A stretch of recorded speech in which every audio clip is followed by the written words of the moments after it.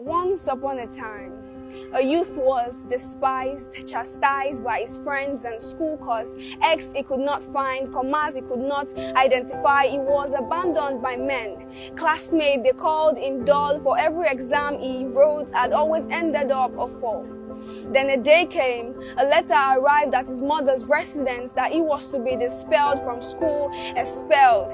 His mother cried, but the tears she dried, for what should be heard of a child who sees the tears on his mother's face, the fear it brings. So she wiped it off and said, "Son, everything I read in this letter speaks of how a genius you are and how soon you'll be seen at the peak. You are different, my son, and this college cannot contain you. Nay, this can't sustain you, and so I'll homeschool you." And these words that came from our lips day by day, and a leap of faith, a son became a son to the earth, and that little boy turned a man till date is a force to reckon with.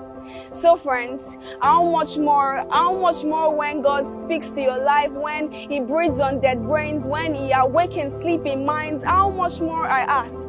Because whatever the world has said, like things which are not led by God are wrong, so don't be misled, my friend.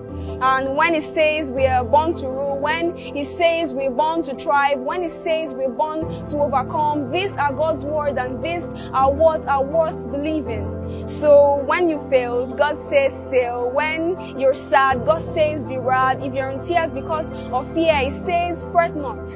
And so I tell you that the speed that the Lord has bestowed upon us is more than enough to make us leaders to live. So don't you conform to the world, else you deform. And I say only our God is mighty to reform us, to transform, because we are extraordinary, we are different, and we are transformed to lead. Because when Christ is the light, our lives will be full of the light, and everything will be alright. Because like stars on earth we are born to lead.